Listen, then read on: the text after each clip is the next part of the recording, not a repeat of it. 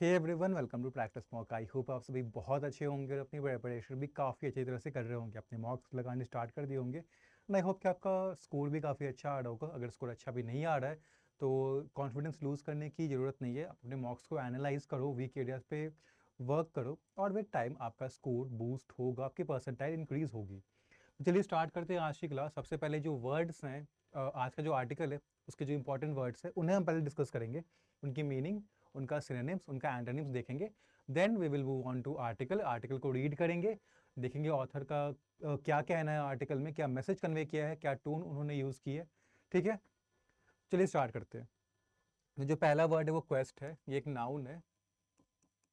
तो क्वेस्ट क्या होता है? एक लंबा सर्च, एक लंबी जर्नी होती है, खोज होती है किसी चीज़ के लिए, या एक अटेम्प्ट होता है, एक कोशिश होती है किसी चीज को पाने की, ऐसी चीज जो कि डिफिकल्ट है, उसको हम क्वेस्ट कहते हैं।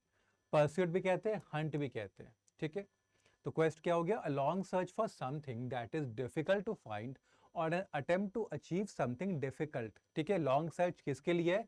ऐसी किसी चीज को खोजने के लिए, फाइंड करने के लिए है जो कि डिफिकल्ट है, जिसको फाइंड करना डिफिकल्ट है। या फिर एक अटेम्प्ट है, एक कोशिश है, एक ट्राई है अचीव करने के लिए। किस चीज को अचीव करने के लिए? ऐसी किसी चीज को अचीव करने के लिए जो कि डिफिकल्ट है अचीव करना। ठीक है, ओके। तो सिनोनिम्स क्या है? परस्यूट और हंट। एंटोनिम्स क्या है? क्वाइसेंस एंड इंडोलेंस। क्वाइसेंस होता है पीरियड ऑफ काम, जहां पे कोई काम नहीं होता, कोई एक्टिविटी नहीं हो रही है, मतलब कोई परस्यूट नहीं हो रहा है, कोई सर्च नहीं किया जा रहा है, कोई ट्राई नहीं किया जा रहा है। इंडोलेंस क्या होता है? ये भी होता है लैक ऑफ एक्टिविटी। ठीक है, तो यहां पे एक्टिविटी नहीं हो रही है, सो ये दोनों वर्ड्स आपकी एंटोनिम्स है। सेकेंड वर्ड आपका ट्रायम्फेंट, ये एक एडजेक्टिव है। ट्रायम्फेंट क्या हो, किसको कहते हैं? जो बहुत सक्सेसफुल होता है, इस तरह से कि जो पर्सन है जो सक्सेसफुल हुआ उसको बहुत प्लेजर होता है, बहुत खुशी मिलती है। ठीक है, जो विक्टोरियस होता है, सक्सेसफुल होता है, अनडिफीटेड जो होता है। ठीक है, तो विक्टोरियस और अनडिफीटेड इसके सिनोनिम्स है। एंटोनिम्स क्या होगा? कॉन्कर्ड। देखो, एक होता है कॉन्कर, कॉन्कर मतलब आपने जीत लिया। कॉन्कर्ड जब डी लग जाता है मतलब किसको आपने जीता, मतलब किसको आपने हराया। तो कॉन्कर्ड। वैंक्विस्ट, वैंक्विस्ट का भी मतलब होता है, वैंक्विस्ट करना मतलब हराना, तो जो वैंक्विस्ट है वो हार चुका है। तो यहां पे इसीलिए ये दोनों वर्ड्स एंटोनिम्स हैं। थर्ड आपका कमेंस है, वर्ब की फर्स्ट फॉर्म है। कमेंस क्या होता है? बहुत इजी मीनिंग है। कमेंस मतलब स्टार्ट होना, बिगिन, इनिशिएट, स्टार्ट। ठीक है, ओरिजिनेट। ठीक है, एंटोनिम क्या होगा? कंक्लूड होना, एंड होना, टर्मिनेट होना, फिनिश होना। ठीक है, सीज होना। फोर क्या है? स्टीवर्डशिप। स्टीवर्डशिप क्या होता है? एक नाउन है। देखो, ये कहते हैं हम मैनेजमेंट को, सुपरविजन को, the act of taking care of और मैनेजिंग समथिंग। वही हो गया, आप किसी चीज के लिए केयर कर रहे हो। ठीक है, आप देख रहे हो कि क्या वो चीज अच्छे से हो रही है, नहीं हो रही है, मैनेज कर रहे हो, सुपरवाइज कर रहे हो, डायरेक्ट कर रहे हो, उसको कमांड कर रहे हो। तो मैनेजमेंट एंड सुपरविजन इसके सिनोनिम्स है। एंटोनिम क्या होगा? Neglect and negligence. आप उस पर ध्यान नहीं दे रहे। ठीक है, आपका कोई वास्ता नहीं है उससे। ठीक है, निग्लेक्ट कर रहे हो, उसको इग्नोर कर रहे हो। So these two words are antonyms, neglect and negligence. इसका मतलब होता है कि ध्यान नहीं दिया जा रहा है। ठीक है, फिफ्थ आपका फ्लाउंडरिंग। फ्लाउंडरिंग यहाँ पे वर्ब की आईएनजी फॉर्म में, मतलब होता है स्ट्रगल करना। क्या कहना है, क्या करना है, समझ नहीं आ रहा। ठीक है, मे बी कोई कंफ्यूजिंग सिचुएशन है, हम कंफ्यूज हो गए, हमें समझ नहीं आ रहा कि क्या करना चाहिए, क्या बोलना चाहिए, तो हम क्या कर रहे हैं? फ्लाउंडर कर रहे हैं, स्ट्रगल कर रहे हैं हम, फॉल्टर कर रहे हैं, कोलैप्स कर रहे हैं, सामने फेल हो रहे हैं। ठीक है, एंटोनिम क्या होगा? Prevailing and flourishing. प्रिवेल करना मतलब जीतना, हम जीत रहे हैं, हम सक्सेसफुल हो रहे हैं, फ्लरिश कर रहे हैं, सक्सेसफुल हो रहे हैं, डेवलप हो रहे हैं। सिक्स्थ वर्ड है विम्सिकल, ये एक एडजेक्टिव है। विम्सिकल क्या होता है? जो चीज अनयूजुअल होती है, नॉर्मल के ऑपोजिट होती है, स्ट्रेंज होती है। किस तरह से स्ट्रेंज होती है? कि या तो वो फनी लगती है, अनोइंग लगती है, या तो हमें उस पर हंसी आती है, या हम उससे चिड़चिड़ा जाते हैं, चिड़चिड़ाहट हमें होती है, अनॉयड हो जाते हैं। तो उसको विम्सिकल कहते हैं, जिसको हम बिजार, पिक्यूलियर, ऑड भी कहते हैं, इसेंट्रिक भी कहते हैं। Antonyms usual and typical means normal. जो चीज यूजुअल है, जो चीज टिपिकल है, वो नॉर्मल होती है।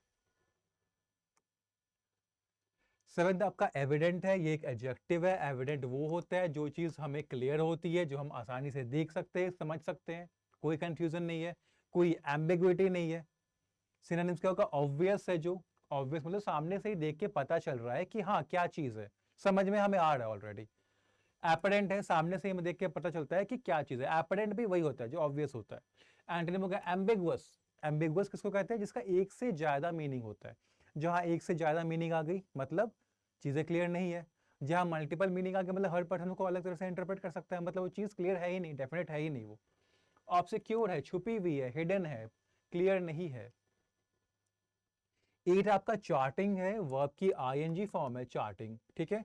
चार्ट करना मतलब प्लान करना कि आगे क्या करना है, कौन सा एक्शन लेना है, ठीक है। डिवाइस भी कहते हैं इसको, डिवाइसिंग एंड प्रिपेयरिंग।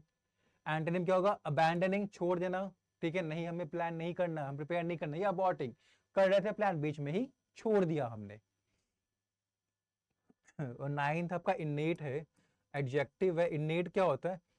इन्नेट देखो जनरली हम किसी क्वालिटी के लिए, किसी स्किल के लिए, किसी कैरेक्टरिस्टिक के लिए हम यूज करते हैं।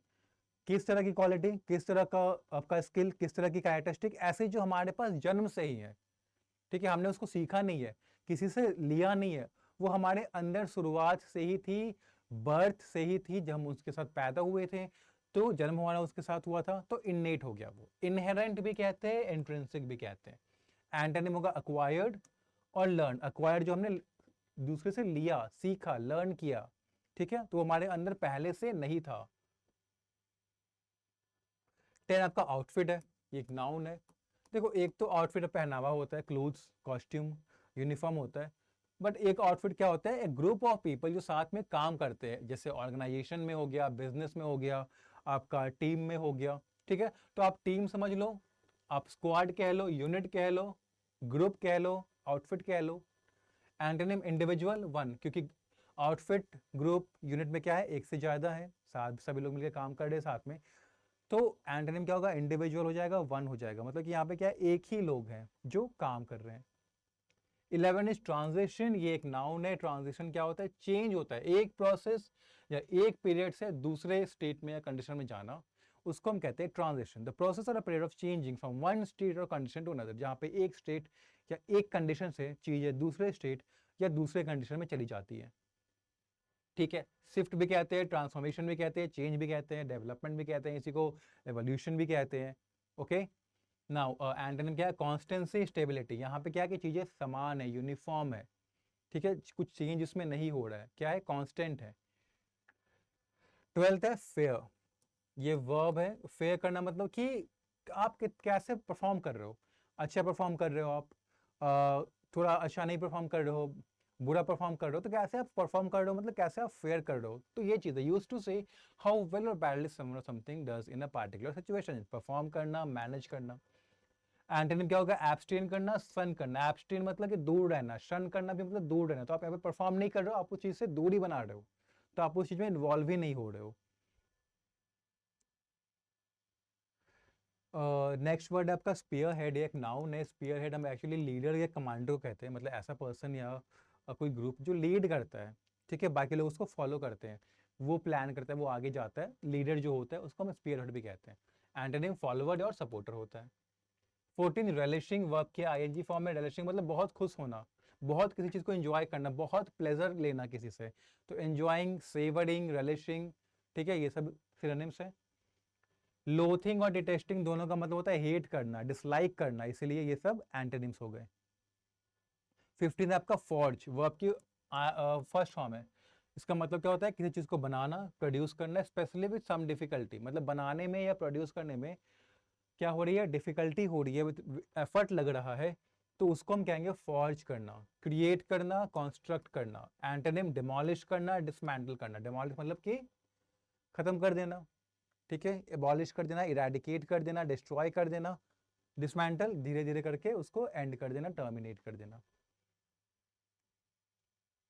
कुछ इडियम्स देख लेते हैं। एक पहला तो क्लीन ब्रेक है। क्लीन ब्रेक मतलब कि किसी सिचुएशन से, किसी रिलेशनशिप से एक कंप्लीट, एक तरह से एंड कर देना उसको, सिचुएशन को एंड कर दिया, रिलेशनशिप को एंड कर दिया, उससे हम दूर हट गए, सेपरेट हो गए, अलग हो गए। इन टैंडम मतलब साथ में काम कर रहे हैं, या साथ में कोई चीज़ हो रही है, या कुछ लोग हैं या कोई मशीन है साथ में काम कर रही है, तो हम कहते हैं उसको कि ये इन टैंडम वर्क कर रही है। एक जार्गन है ओल्ड ब्लाइटी। ओल्ड ब्लाइटी हम एक्चुअली ब्रिटेन, इंग्लैंड को रेफर करते हैं, ठीक है। तो ओल्ड ब्लैटी जहाँ पे कहा जा रहा है मतलब वो ब्रिटेन को, स्पेशली इंग्लैंड को रेफर किया जा रहा है। तो ये थी वोकैबुलरी। अब देखते हैं कि आज का आर्टिकल किस पे है। तो है अ न्यू साइकिल, एक नया साइकिल यानी एक नया कुछ शुरुआत हो रहा है। ठीक है, एक नया कुछ फेज हो गया, कोई पार्ट है जो स्टार्ट हो रहा है। On a new look Indian cricket squad, अब क्या है, इंडियन क्रिकेट टीम जो है उसका पूरा न्यू लुक है। ठीक है, नया नया है वो, उस पे है।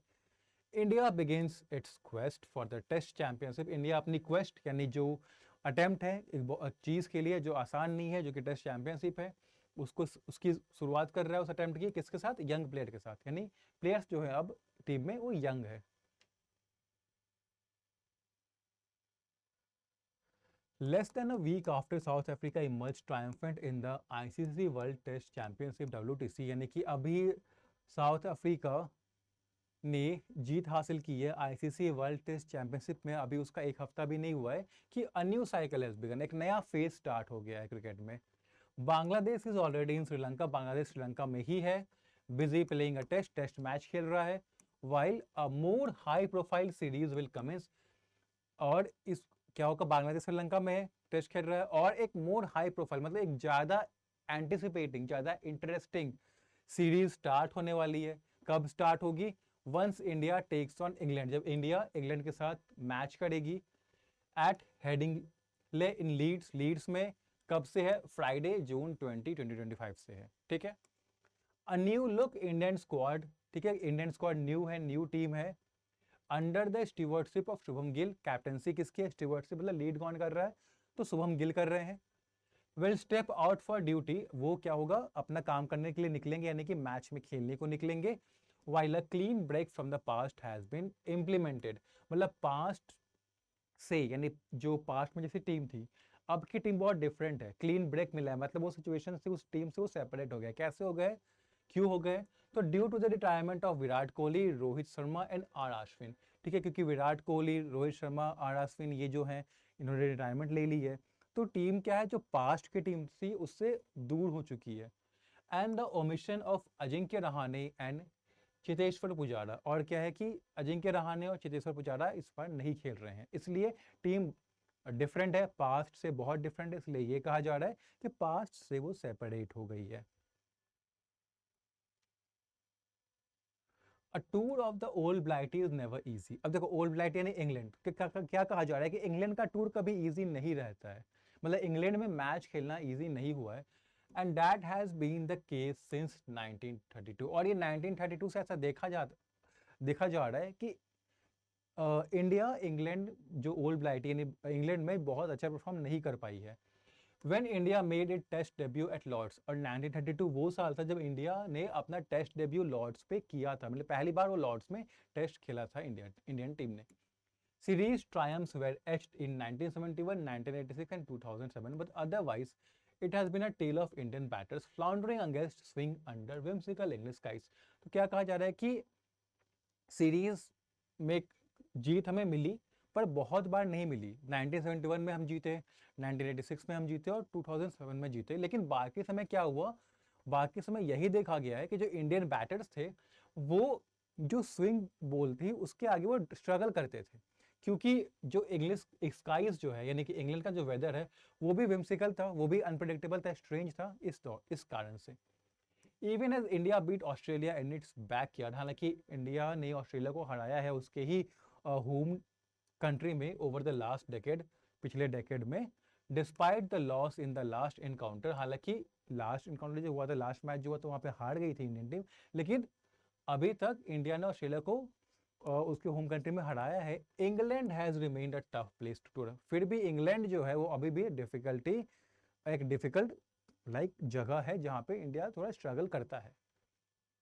However cricket spiritual home, cricket का स्पिरिचुअल होम यानी इंग्लैंड को ही यहाँ पे कहा जा रहा है स्पिरिचुअल होम, ठीक है, has also gifted some special Indian memories, हालांकि ये भी क्या हम यहाँ पे ऑथर ने कहा है कि इन क्रिकेट का जो स्पिरिचुअल होम है जो ब्रिटेन है, वहाँ से काफ़ी सारी मेमोरीज भी जुड़ी हुई है, मोमेंट्स भी बहुत इंपॉर्टेंट जुड़े हुए हैं, like B S Chandrasekhar spell, जैसे जब बी एस चंद्रशेखर वहाँ पे उनका जो वहाँ पे टूर पे उन्होंने खेला था, द 1983 वर्ल्ड कप विक्ट्री, 1983 में जब हमने वर्ल्ड कप जीता था, दिलीप वेंग सरकार 3 कंसेक्यूटिव 100 एट लॉर्ड्स, जब दिलीप वेंग सरकार जी ने 3 बार 100 स्कोर किया था लॉर्ड्स में। And the test debut of Sourav Ganguly and Rahul Dravid to name of you, और टेस्ट डेब्यू भी यहीं पे हुआ था सौरव गांगुली जी का और राहुल द्रविड़ जी का। ठीक है, तो यहाँ पे क्या है कि हालांकि इंग्लैंड का टूर कभी इजी नहीं रहा है, हम बहुत कम बार ही जीते इंग्लैंड में। बहुत बार यही हुआ है कि इंडियन बैटर स्ट्रगल करते हैं इस स्विंग बॉल में, और क्या है कि वेदर भी काफ़ी अच्छा नहीं होता, लेकिन बहुत सारी मेमोरीज भी है, बहुत सारे मोमेंट्स भी है जो इंग्लैंड ने हमें दिए हैं, जो मोमेंट्स यहाँ पे बताया गया है। A sense of a beginning is evident in cricket's birthplace। अब चूंकि क्रिकेट का बर्थ प्लेस है वो इंग्लैंड, तो वहाँ पे एक नई शुरुआत भी होती हुई दिख रही है हमें। And seen in that light, अगर उस तरह से देखें कि वहाँ पे एक नई शुरुआत हो सकती है, Gill and his men are in the right place. तो शुभम गिल और उनकी जो टीम है वो सही जगह पे है। Ravindra Jadeja, KL Rahul, Jasprit Bumrah and Karun Nair busy charting a comeback.